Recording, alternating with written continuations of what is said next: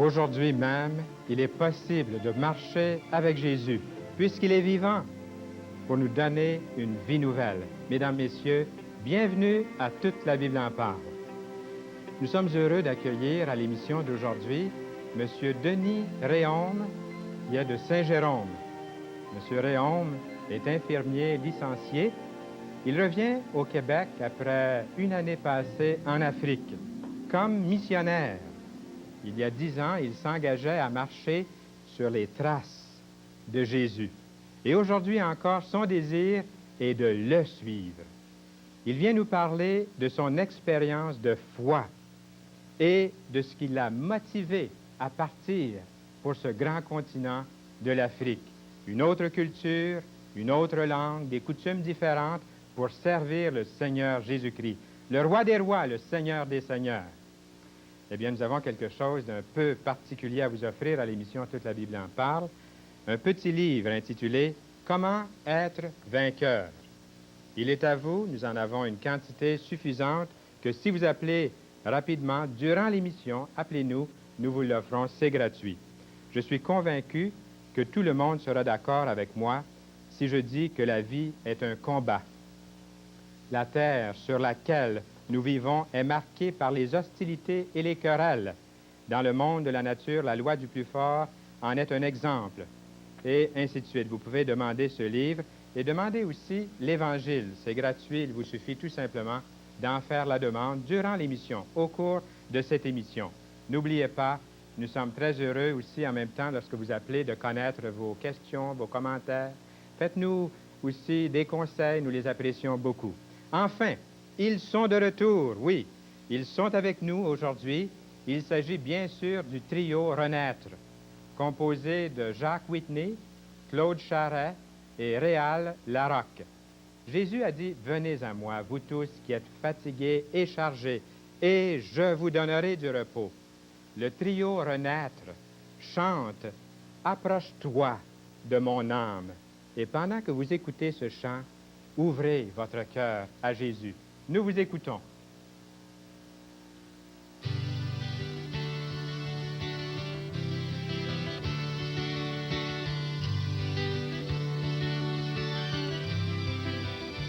Sauve-moi, ô Dieu, les eaux me menacent, j'enfonce dans la boue, sans pouvoir me tenir. Dans un gouffre, les eaux m'inondent, je m'épuise à crier. Mes yeux se consument, tu connais ma folie, mes fautes te sont moins cachées, je t'adresse ma prière. Ô Éternel, réponds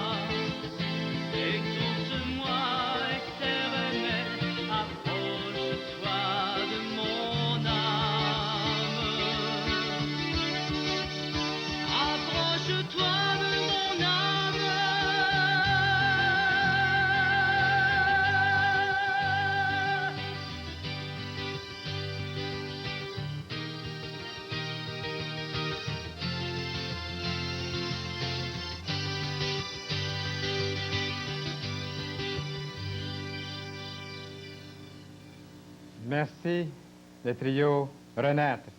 Ils vont nous revenir dans quelques instants, vers la fin de l'émission. Et ce cri-là, j'espère que c'est le vôtre aussi. Si Jésus, au cours de cette demi-heure qui passe très, très vite, vient à la porte de votre cœur et si Jésus frappe et que vous entendez sa voix, répondez-lui. Et dites-le nous, appelez-nous, ne vous gênez pas, appelez-nous durant l'émission. Et en même temps, demandez ce livre, Comment être vainqueur. Et aussi l'Évangile, si vous ne possédez pas déjà l'Évangile. Les numéros de téléphone qui paraissent au bas de l'écran sont spécialement pour vous. Il vous suffit d'en faire un bon usage, lequel nous appelez tout de suite, en cet instant. Nous avons un invité vraiment spécial, quelqu'un que j'aime beaucoup, que j'ai appris à connaître un petit peu avant l'émission. Son nom, Denis Réaume. Bienvenue à l'émission Toute la Bible en parle, Denis. Ça nous fait plaisir de vous avoir ici. Puis tout de suite, j'aimerais vous demander ce que vous faites en ce moment dans la vie. Déjà, au début de l'émission, nous avons annoncé que vous êtes allé en Afrique, nous allons en parler. Mais qu'est-ce que vous faites en ce moment ici au Québec? En ce moment, je suis infirmier licencié dans le département des soins intensifs de l'hôpital Jean Talon de Montréal. C'est un travail qui vous passionne depuis combien d'années? Ah, je suis là près de 2 ans à peu près. Et ça, durant les 2 ans, est-ce qu'il y a eu ce voyage depuis 2 ans-là? Mais avant ça, vous étiez en Afrique. Et puis, avant l'Afrique, est-ce que vous étiez à l'hôpital aussi? Oui, avant d'aller en Afrique, j'étais infirmier aussi dans les soins intensifs à l'hôpital. Et puis même de retour de l'Afrique, j'ai repris mon travail à l'hôpital, toujours dans les soins intensifs. Bien, on va parler de ce grand continent. Nous sommes là pour ça. Mais avant, j'aimerais que vous puissiez relater à tous nos amis, puisque nos amis ne sont pas lassés, ne se lassent jamais d'entendre parler de cette nouvelle vie que nous avons dans le Seigneur Jésus-Christ. Et nous aimerions le souligner à chaque semaine pour que les gens comprennent bien que nous parlons réellement d'une nouvelle vie. Comment en êtes-vous venu à donner votre vie à Jésus-Christ, Denis? Eh bien, ça a débuté en 1974 par une campagne d'évangélisation de Billy Graham. C'est un évangéliste américain. Je me souviens plus ou moins de son message, mais tout ce dont je me rappelle, c'était sa conclusion. Il disait instamment, « Je reçois Christ, je reçois Christ ». Il expliquait cette nécessité de chaque homme de répondre à cette offre d'amour, de pardon, de miséricorde que Dieu nous offre en Jésus-Christ, soit en l'acceptant, soit en le rejetant.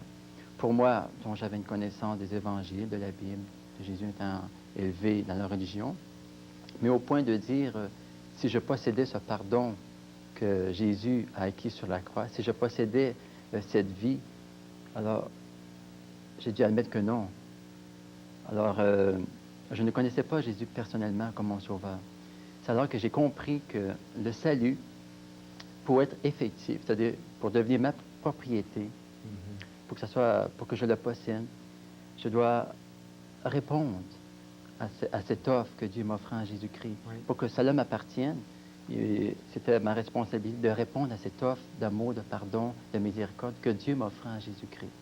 Alors, j'ai fait cette expérience, j'ai ouvert mon cœur à Jésus, j'ai dit, oui Seigneur, je crois que tu es mort pour moi sur la croix et je t'accepte dans mon cœur comme mon sauveur, comme mon Seigneur. Alors, je peux dire que maintenant, j'ai reçu Christ, j'ai le pardon, j'ai reçu Christ, j'ai reçu la vie éternelle. Pour bien expliquer ce fait, on peut prendre un exemple. Oui. Par exemple, si vous avez ici, c'est une Bible remplie de promesses de Dieu. Oui, on dit au moins 7000. 7000. Au moins. Alors, c'est comme si je vous offre cette Bible. Alors, vous pouvez croire à la Bible sans pour autant posséder les promesses. Ce que vous devez faire pour la posséder, vous devez tendre la main et dire merci. Merci, je le prends. Et c'est la même Je chose. veux l'enlever? C'est la même chose pour la conversion devant Christ. Oui. Dieu nous offre son Fils à la croix, il nous offre son pardon, il nous offre sa vie éternelle. Et nous, pour que ça devienne effectif pour nous, on doit tendre la main, venir à lui Le et prendre. l'accepter. Amen. J'aime la parole de Dieu. Ça fait 37 ans que je la lis et votre exemple est frappant. C'est bon. Et puis c'est en écoutant ce prédicateur américain que Billy le Graham. Seigneur a frappé à votre porte. Oui, le programme a été traduit donc en français en 1974. C'est dommage qu'on ne les voit plus, ces émissions-là, maintenant. à la télévision. Parce que le Seigneur, même si ça avait été pour Denis Réaume que le Seigneur frappait ce jour-là par une émission de télévision, par l'évangéliste Billy Graham, ça aurait valu la peine. Oui. Et puis, nous savons qu'à toute la Bible en parle aussi, il y a des gens qui écoutent et nous rencontrons des personnes qui ont ouvert leur cœur à Jésus en écoutant l'émission. C'est à Jésus qu'on amène les gens. Ce n'est pas à une religion ou à une secte ou à une philosophie, mais à la personne vivante de Jésus-Christ. Qu'est-ce qui vous a poussé d'aller en Afrique, finalement? Disons deux raisons principales. Bon, la première, on peut quand même dire, au point de vue expérience médicale et infirmière, j'ai toujours rêvé d'exercer ma profession dans un hôpital de la mission en tant que chrétien, d'autant plus un hôpital du tiers-monde. Alors, ça a toujours été pour moi un défi que j'ai maintenant réalisé. La deuxième, que j'estime la plus importante, c'est une question de consécration et d'obéissance au Seigneur, qui a beaucoup déterminé la direction puis la motivation de travailler sur un champ missionnaire. Je parle de consécration dans le sens de mettre ma vie au service du Seigneur. OK, Jésus m'a racheté sur la croix. On se pose souvent la question, mais pourquoi est-ce que je vis? Dans quel but est-ce que je vis? Et je me suis dit, si Christ a donné sa vie pour moi sur la croix, combien plus moi? Si je lui remets ma vie entre ses mains, il saura me placer dans la vie là où je serai le plus utile pour le servir. Et c'est là le but de la vie. On n'est jamais plus heureux que dans la volonté de Dieu. Et pour moi, j'ai cherché cette volonté, et c'est en obéissant au Seigneur par rapport à la parole de Dieu tous les jours de ma vie, du moins ce qu'on en sait, et en mettant ma vie à la disposition de Dieu. Parce que si on ne met pas notre vie à la disposition de Dieu, comment voulez-vous que Dieu nous montre sa volonté? Qu'est-ce qu'il désire pour ma vie? Donc, c'était un désir de le servir qui se manifeste par une consécration et mon obéissance au Seigneur qui m'a beaucoup poussé, qui m'a amené à faire cette expérience sur le champ missionnaire. Donc, notre thème, le thème que nous avons choisi pour l'émission d'aujourd'hui, M. Denis Réaume me disait avant l'émission, pourquoi avez-vous choisi un tel thème qui est dans les traces de Jésus ou sur les pas de Jésus? Et vous comprenez bien pourquoi nous avons choisi ce thème-là, parce que, comme vous venez de le dire, vous vous êtes engagé à marcher sur les pas de Jésus en allant témoigner de votre foi à un autre peuple.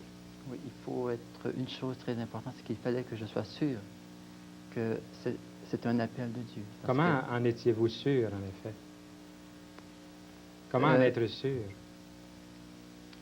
Disons que, avant de répondre à cette question, il ne faut pas que ça constitue une fuite devant la réalité de la vie, les difficultés de la vie. Vous comprenez pourquoi je pose la question? Oui. Bien des gens veulent aller aux Indes, en Inde, ou veulent aller ailleurs, dans d'autres pays, pour s'évader, justement.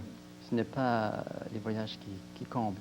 Il faut vraiment recevoir un appel de Dieu, parce que si c'est en basant sur ce fait bien établi dans mon cœur que je pouvais surmonter les situations, les difficultés qui se présentaient à moi. Alors que si je n'étais pas sûr de la volonté de Dieu, alors que c'était vraiment là ma place, alors je me serais dit, bon, je me décourage, je m'en retourne. Ah oui. Alors, il fallait que ce soit un point solide, bien établi, bien ancré dans mon cœur, que c'était vraiment un appel de Dieu. Et si j'ai vraiment cet appel de Dieu, alors il était de ma responsabilité d'y répondre. C'est pourquoi je dis une consécration au Seigneur et une obéissance à sa parole. C'est bien compris. Le point est compté, là. Maintenant, j'aimerais qu'on prenne vraiment le temps, là, de nous expliquer le comment. J'aime beaucoup les comment. Comment avez-vous vécu cette expérience? Donnez-nous des faits de votre expérience et qu'en avez-vous retiré? Eh bien, dès les premiers jours de mon arrivée en Afrique, j'ai établi le plus vite possible un contact social avec l'Africain. Par plus vite on établit ce contact, plus vite on s'adapte. Et j'étais très surpris de leur accueil chaleureux et puis leur réceptivité à la parole de Dieu. Dès les premiers... Ah oui, dès les premiers. Je heures. suis arrivé à l'aéroport et puis il y a 3-4 Africains qui se jettent sur moi pour prendre mes bagages. On ne demande pas, ils nous l'imposent. Ce sont nos porteurs.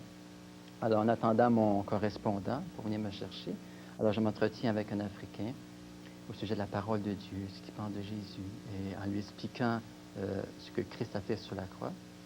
Et lorsque mon correspondant est arrivé pour partir, il m'a dit, ce qui m'a beaucoup touché, il m'a dit, jamais un missionnaire n'a pris le temps de manifester de l'intérêt à ma personne, ni m'expliquer ce que Dieu a fait pour moi.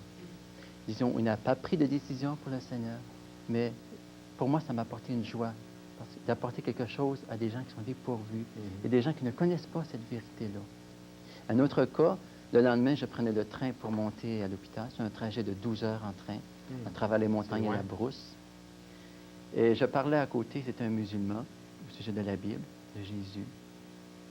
Et à l'extrémité du train, il y avait un autre Africain qui s'approche, qui sans doute m'ayant entendu parler, s'approche de moi et me dit, « L'Évangile, ça m'intéresse. Je passerai vous voir à l'hôpital là-bas. » Je ne le connaissais pas, je ne l'ai jamais vu.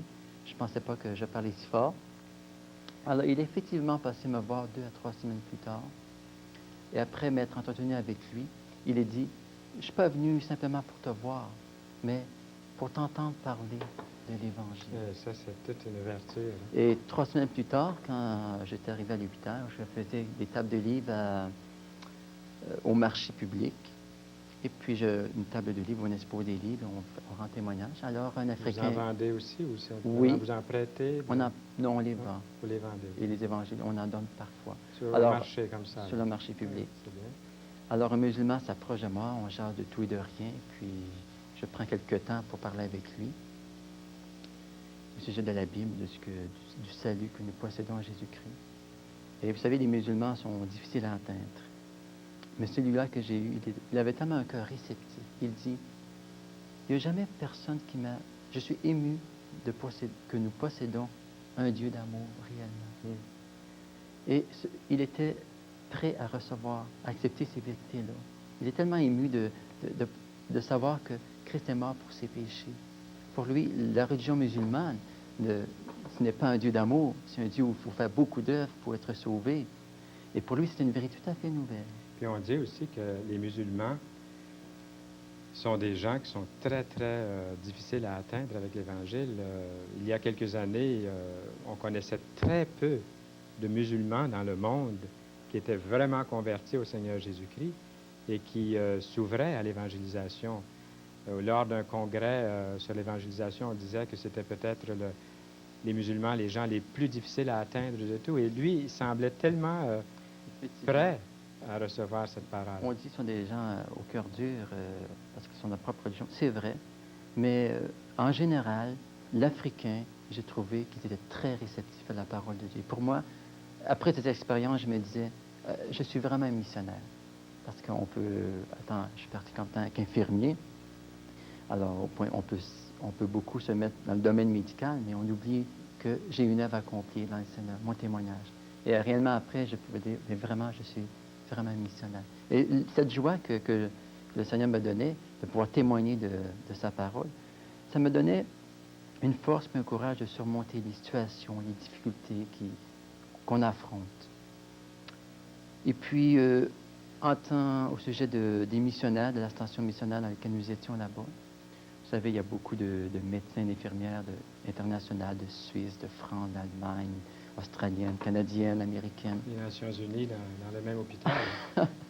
Alors, avec le travail, ça engendre beaucoup de frustration. Puis Comment vous avez vécu ça, justement, ces frustrations-là, à tous les jours, avec autant d'étrangers, des gens... Il y a un moyen, puisque nous vivons en communauté, il y a un moyen de surmonter ça. Et ce que j'ai appris, 2 choses. Premièrement, cette volonté de transformer à l'image du Seigneur. Deuxièmement, se montrer serviteurs les uns des autres. Si on ne peut pas appliquer ces 2 versets, ces 2 promesses que le Seigneur nous met, les appliquer personnellement dans nos vies, eh bien, on ne tiendra pas le coup sur le champ missionnaire.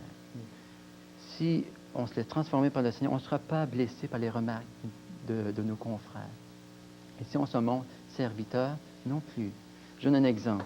On avait un dispensaire, moi je travaillais dans les salles d'hospitalisation, et puis on m'amenait un malade qui passait par le dispensaire. L'infirmière avait fait quelques traitements, mais pas entièrement ce qu'elle aurait dû faire. Et moi, j'étais moi-même déjà surchargé de travail. Alors j'ai dit, bon, je vais aller la voir, cette infirmière, puis je vais lui dire ma façon de penser. Alors je suis descendu au dispensaire, et puis j'ai vu pourquoi elle avait réagi comme ça, pourquoi c'était pas. Alors je suis remonté, j'ai rien dit. Alors, se montrer serviteur, ça veut dire comprendre pourquoi la personne a agi de telle manière, pourquoi ça n'a pas été fait. Et si on a un esprit compréhensible de cette manière-là, on va se montrer serviteur. Et si on a cette volonté de transformer l'image du Seigneur, eh bien, on va surmonter les frustrations qui est engendrée par les conflits de personnalité ou bien la tension au travail. Alors, c'est comme ça que j'ai vécu ça. Et c'est vraiment, il faut être vainqueur, appliquer ces deux promesses que Dieu nous donne dans nos vies afin de survivre, je dis survivre sur le champ C'est bien missionnaire. ça, survivre. Et puis, j'ai expérimenté extraordinaire, que nous avons un Dieu vivant qui entend nos voix, nos prières. Mais vous le dites avec tant de conviction. Oui. Je vais vous donner un exemple très, très, très frappant. Nous avons reçu un enfant de à peu près 6 mois atteint d'une endocardite virale. Et nous attendions à ce qu'il meure. Cet enfant né d'une tribu. Son père était pasteur évangéliste, donc africain. Et les gens de la tribu attribuaient cette maladie aux forces occultes, donc démoniaques, parce que ce pasteur ne s'est pas conformé aux cérémonies occultes, ne s'est pas conformé aux pratiques de la tribu, à la tradition des anciens. Et pour eux, c'était leur Dieu, puissance des ténèbres et satanique, qui apportait cette maladie à l'enfant. Alors, voilà l'importance du témoignage de ce pasteur. On nous a amené cet enfant, et puis nous espérions pas grand-chose de survie de cet enfant. Pourtant, la gloire et l'honneur de Dieu étaient quand même en jeu. Parce que si cet enfant mourait, quel témoignage ce pasteur aurait-il auprès de cette tribu? Tu témoignes de Jésus, mais où est la puissance de ton Dieu? Notre Dieu est plus grand. Dans la Bible, il est dit que le nom de Jésus est au-dessus de tout nom et de toute autorité. Donc, avec cette promesse, on a prié au nom de Jésus et véritablement, cet enfant a été guéri. Et quand ce pasteur est rentré chez lui, dans sa tribu, les gens n'en revenaient pas. Les gens ne s'attendaient pas à ce que cet enfant revienne vivant. Alors, il a eu tellement un témoignage pour exprimer comme quoi la puissance de Jésus est plus grande que ses forces des ténèbres. Amen. Un Je autre... me réjouis d'entendre ça. Et c'est ce qu'on appelle expérimenter comment Dieu est vivant. Un autre cas, nous avions un enfant de 14 ans de maladie néphrotique, maladie du rein. Très rapidement. Donc, le rein ne peut pas... Alors, nous avons donné beaucoup de médicaments, et puis le traitement ne marchait pas. Alors, on a tout arrêté du jour au lendemain. On s'est mis à prier pour cet enfant. Et cet enfant, le lendemain, était bien portant. Et réellement, j'ai vu des guérisons où vraiment le Seigneur s'est manifesté comme un Dieu qui était vivant. C'est merveilleux. Bien, une dernière question pendant 15 secondes. Là. Quels sont vos projets pour l'avenir, Denis? Bien, compte tenu de mon expérience que j'ai vécue en Afrique pendant 1 an avec le Seigneur, j'envisage de retourner, mais pour un long terme, de 3 ans. Là, j'étais pour 1 an. J'envisage de retourner pour peut-être pas nécessairement en Afrique, pas nécessairement au même endroit, mais pour un terme de 3 ans. Et avec votre épouse cette fois-là? Ah, quand je serai marié. D'accord. Merci beaucoup, Denis. Et revenez-nous bientôt. N'oubliez pas, là, les numéros de téléphone continuent toujours à apparaître pour que vous puissiez demander comment être vainqueur. Et puis aussi l'Évangile, si vous ne possédez pas déjà un Évangile. Demandez cet Évangile ou ce livre immédiatement. Ils ont Jésus pour ami.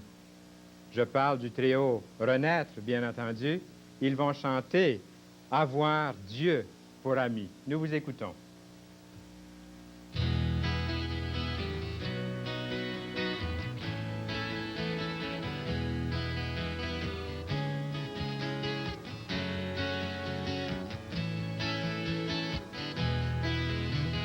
Avoir Dieu pour ami, marcher main dans la main, vivre en pleine harmonie, suivre le même chemin.